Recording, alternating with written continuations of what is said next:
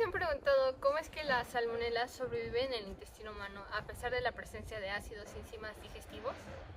¿O cómo es porque algunos alimentos pueden ser vehículos efectivos para la transmisión de la salmonela, aunque estos ya hayan pasado, ya hayan sido procesados o ya hayan sido cocinados? ¿O por qué las personas portadoras asintomáticas de salmonela pueden transmitir la enfermedad durante tanto tiempo? Días, tardes o noches, dependiendo de la hora que vean este video. El día de hoy queremos presentarnos el trabajo. Somos estudiantes de Medicina Humana de la Universidad San Martín de Porres, Filial Sur, Arequipa. Nos encontramos en la sección 202, turno mañana. Nos toca en el horario de jueves de 10:15 a 11:45. Bueno, mi nombre es Angelia Paza y nuestros integrantes son 5. A continuación se los voy a mostrar. Nicole Anzi, Guadalupe Delgado, Giampiero Medina y Sonia Luz Sutelo. Les voy a hablar sobre la salmonela. La bacteria de la salmonela vive en el intestino de las personas, los animales y las aves. La mayoría de las personas se contagian de salmonela por consumir alimentos o agua contaminados con pequeñas cantidades de AS. La etiología de la salmonela implica varias especies, pero yo les voy a hablar sobre 2 infecciones humanas, las cuales son la salmonela entérica, que esta es la más relevante clínicamente, y dentro de esta tenemos otras especies que vendrían a ser la salmonella enteritidis y la salmonella pymeridium, que son las principales causantes de la gastroenteritis. Después tenemos la salmonella typhi. Esta es aquella que causa la fiebre tifoidea, una de las enfermedades más graves y sistemáticas. Y por último tenemos la salmonella paratyphi, que esta es una forma más leve de la fiebre tifoidea llamada la paratifoidea. Después tenemos la salmonella bongori, que esta es menos común y generalmente afecta a los animales, aunque... Gracias compañera por el pase. Yo soy Sonia Luz Sutelo y les voy a hablar sobre la forma de adquisición de la enfermedad.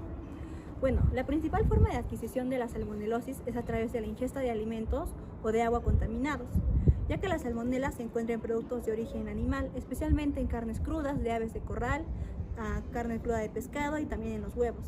La contaminación puede ocurrir en cualquier etapa de la cadena alimentaria, por ejemplo desde la granja hasta la mesa. Por ello es importante el manejo adecuado en las granjas. La contaminación cruzada y la cocción insuficiente son factores que contribuyen a la transmisión. También productos agrícolas como las frutas y verduras pueden ser una fuente de infección, ya que estos pueden contaminarse a través del agua que contiene salmonela o por el contacto con fertilizantes orgánicos que incluyen las heces de animales infectados. Por ello, la falta de prácticas adecuadas de higiene durante la cosecha y su manejo posterior incrementa el riesgo de contaminación. También es importante mencionar que la salmonela puede persistir en ambientes húmedos. Por otro lado, beber agua que ha sido contaminada con salmonela es una forma de adquisición. Esto es especialmente relevante en regiones con deficiente saneamiento de agua o muy poco acceso a agua potable. El contagio de la salmonelosis generalmente ocurre a través de vía fecal-oral, lo que implica que el agente infeccioso es transmitido por el consumo de alimentos o agua contaminados con heces que contienen salmonela. Sin embargo, existen varios mecanismos adicionales de transmisión que deberían considerarse. Por un lado está la manipulación inadecuada de alimentos, que puede resultar en la contaminación cruzada. Por ejemplo, si se utilizan los mismos utensilios o superficies para preparar carne cruda y vegetales, sin una limpieza adecuada, podría ser un factor para transferir la bacteria de un alimento a otro. También se puede contagiar por el contacto directo con el animal, ya que muchas especies de salmonela se encuentran en la flora intestinal de los animales, como aves, reptiles o ganados. Por otro lado, la falta de higiene al tocar las carnes crudas o las carnes de pescado puede ser un factor para el contagio. Por ello es importante siempre la higiene al manipular estos alimentos. Ahora le doy el paso a mi compañero. Gracias a mi compañero por la introducción. En este momento, primero quiero presentarme. Yo soy Angeli. Les voy a presentar lo que son algunas características de la salmonelosis.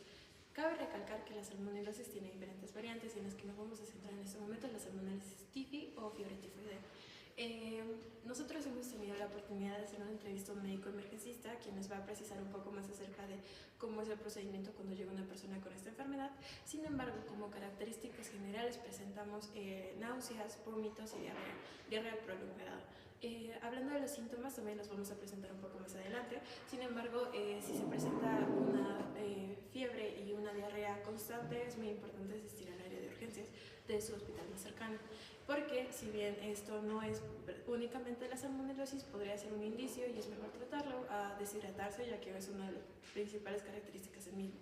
Ahora, en lo que es respecto a Lima, Perú, encontramos un artículo. Aquí pueden ver un poco acerca de la bibliografía del mismo, donde se habla de los porcentajes de la salmonelosis y cómo se va desarrollando y cómo va procesándose a lo largo. También un poco de porcentajes de cuántas personas sufren salmonelosis tifi y el otro tipo de salmonelosis no mencionada en este momento. Y bueno, eso sería todo. A continuación los dejo con mi compañero. Gracias por el pase, compañera. Yo soy Empirio Medina y voy a explicar lo que son los síntomas. Primero tenemos lo que es cefalea, dolor de cabeza, escalofríos, náuseas, vómitos, la diarrea con un poco de sangre, etc. De ahí vamos a ver que la diarrea puede durar 10 días, pero para que la función de las heces sea normal, tiene que empezar en 3 meses. De ahí, ¿cuándo ir al médico? La salmonelosis puede pasar varios días realmente, pero cuando sí o sí necesariamente es cuando sea un bebé, un niño pequeño, un adulto mayor, o una persona que tenga lo que es el sistema inmunitario débil. Ya después de incubación de 7 a 14 días podemos ver lo que son fiebres, malestar general, la frecuencia cardíaca baja. A la tercera semana vamos a ver lo que va a ser ya la discapacidad cognitiva, en lo que es la diarrea va a ser media verdosa, va como dije anteriormente con sangre, pero vamos a tener que es un poco más y va a tener riesgo de una sangrado interno que va a ser la perforación del intestino, y a la cuarta semana ya va a ser lo que es el paciente pasa a un estado subclínico y baja lo que son los cuadros de fiebre y demás, pero no se puede dar de alta todavía porque aún no se puede la enfermedad. Le doy el pase a usted, compañero. Gracias a mi compañero por el pase. Yo soy Guadalupe Delgado y ahora les voy a explicar un poco sobre el tratamiento. En cuanto a las personas saludables, se recuperan en unos días o en unas semanas sin un tratamiento específico, y para prevenir la deshidratación se recomienda una dieta blanda o líquidos para recuperar los electrolitos perdidos por la diarrea o por los vómitos. En cuanto a la deshidratación, como ya dije, recuperar los líquidos y electrolitos perdidos, y cuando es muy grave, el paciente probablemente tenga que ser hospitalizado o llevado a una sala de emergencias para ser tratado, y se le adhiere el líquido de manera intravenosa. En cuanto a los medicamentos, tenemos los antidiarreicos como la loperamida, que disminuyen los cólicos por diarrea, pero pueden prolongar la diarrea provocada por la infección de la bacteria de la salmonela. En cuanto a los antibióticos, se recetan para matar a la bacteria, pero esto se da cuando hay una sospecha de que la bacteria yace en el torrente sanguíneo del paciente. Y esto puede ocurrir porque la infección es muy grave o porque el paciente tiene un sistema inmunitario debilitado. En cuanto a los antibióticos, no son muy recomendados para tratar la salmonela, porque pueden prolongar el tiempo en el que el paciente es portador de la bacteria y que puede contagiar a otras personas. Además de que hay una probabilidad de que pueda volver a recaer en la infección de la bacteria y haya una recaída. Ahora le doy el pase a mi compañera. Buenos días, el día de hoy estamos con el doctor Felipe Roberto Paso Gomán, médico emergencista del Hospital General del Seguro Social. Bueno, tenemos 3 preguntas que hacerle acerca de la salmonelosis, la cual la primera vendría siendo si alguna vez usted ha atendido a algún paciente con respecto a que tenga esta enfermedad, o cuáles son los síntomas que una persona llega a tener. Bueno, saludos a todos, gracias por la entrevista. Sí, efectivamente, en los servicios de emergencia, como en nuestro servicio de emergencia de salud, vemos muchos pacientes que acuden muchas veces con un cuadro de salmonela, ¿no? Y muchas veces se confunde también con otras enfermedades infecciosas parecidas, ¿no? ¿Cuáles son los síntomas que una persona presenta cuando llega con salmonelosis al hospital? Bueno, en la emergencia vemos pacientes que generalmente vienen, como sabemos, la salmonela puede presentarse en forma leve, moderada o severa. En las formas leve y moderada solo presenta el paciente diarreas leves o malestares, y generalmente no acuden a las emergencias, ¿no? Los pacientes que acuden a las emergencias son aquellos pacientes que presentan diarreas persistentes, vómitos persistentes, con dolores abdominales muchas veces, y en el caso de aquella, sea el tipo de salmonela tifi, presentan muchas veces fiebres elevadas, ¿no? Sobre todo por las tardes, y por eso acuden al servicio de emergencia, ¿no? ¿Y hay alguna otra enfermedad que se parezca o que normalmente lleguen con esta misma? Sí, son muchas las enfermedades que pueden producir un cuadro parecido al de la salmonela, ¿no? Recuerden que el diagnóstico, que generalmente la salmonela es una bacteria, hay varias variedades de salmonela, que generalmente pasa una vez que uno se contagia, entre las 6 horas a los 6 días, pasan los síntomas normalmente, ¿no? Generalmente su contagio es por agua contaminada, por huevos de aves o cualquier alimento que esté mal preparado, ¿no? Verduras mal lavadas, que tengan relación con aguas hervidas o con las deposiciones de animales o los mismos seres humanos, ¿no? Entonces, en ese sentido, como presentan diarreas, vómitos, fiebres, dolor abdominal, eh, todas las enfermedades infecciosas del sistema digestivo casi presentan los mismos síntomas, ¿no? El diagnóstico se hace cuando hacemos un cultivo de esas heces o un hemocultivo y podemos determinar y vemos la bacteria de salmonela, ¿no? Todas las enfermedades, como ustedes saben, las virales, las bacterianas, los parásitos, hasta los hongos, pueden producir infección a nivel del sistema intestinal o de todo el tracto digestivo y pueden producir estos síntomas, ¿no? Pueden producir diarreas, náuseas, vómitos, dolor abdominal, deposiciones con sangre, que muchas veces son los pacientes que también vienen con salmonela. ¿Y cuál es el tratamiento que se debería seguir de un paciente con salmonelosis? Para la emergencia, es importante ver si el paciente está deshidratado y qué grado de deshidratación tiene, ¿no? Eso es lo que tenemos que ver, ¿no? Si está vomitando, no puede tolerar alimentos y está con mucha diarrea, ese paciente probablemente viene con mucosas orales secas, con mucho malestar, hasta a veces tienen calambres en el estómago y fiebre. Entonces, el tratamiento inicial es hidratarlos a este paciente, de acuerdo al grado de hidratación. Y si acuden a una emergencia es porque estos pacientes no están tolerando la vía oral. Así es que el tratamiento inicial va a ser por fluidos, por vía endovenosa, ¿no? Hay que darle, ya sea con lactato Ringer o cloruro de sodio, hidratar bien a este paciente, ver que verdaderamente se hidrate en forma adecuada, que sus orinas sean adecuadas y el paciente pueda mejorar, ¿no? Una vez que se inicia con la hidratación, se puede determinar qué tipo de bacteria está causando o qué tipo de germen está causando esta diarrea o estos síntomas, ¿no? Como les dije, pueden ser virales, pueden ser bacterianos, pueden ser parásitos, pueden ser hongos. En este caso estamos hablando de una bacteria que es la salmonela, ¿no? Entonces, una vez que se determina esto, de acuerdo a eso podemos dar antibióticos variados, ¿no? Desde amoxicilina, desde cefalosporinas de primera, segunda o tercera generación, de acuerdo al germen que encontremos, en este caso la salmonela, ¿no?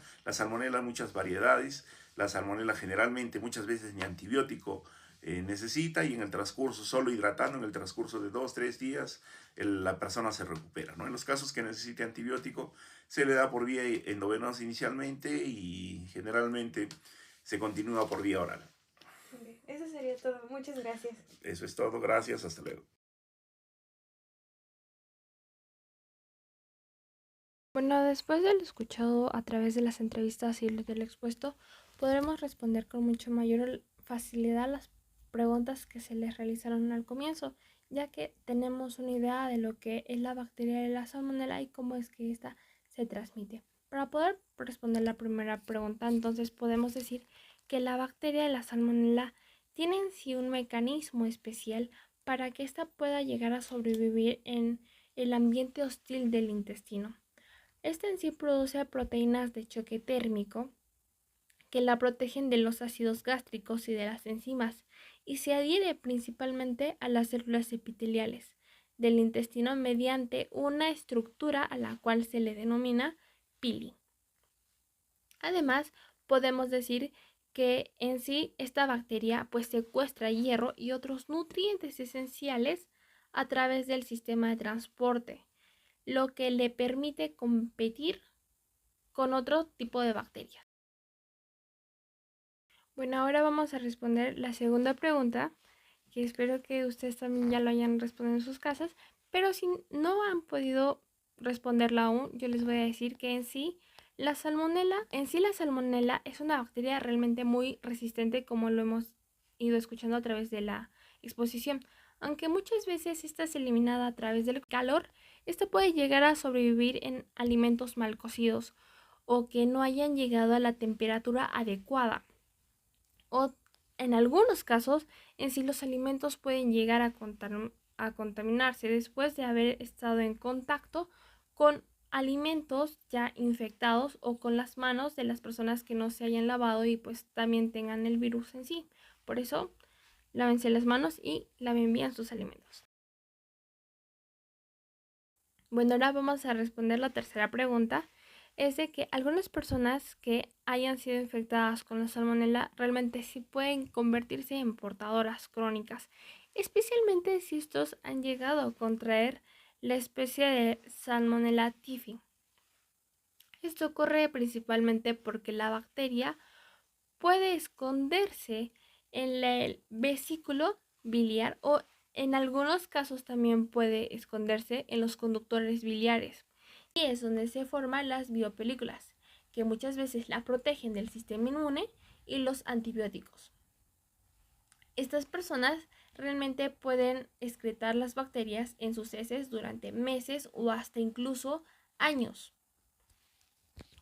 Aunque estas en sí no presenten síntomas, realmente llegan a tener esta bacteria y estas personas no lo saben. Es por ende que es muy importante realizarse los chequeos correspondientes para saber si tenemos alguna bacteria. Y eso es todo, espero haberlos ayudado y hasta la próxima.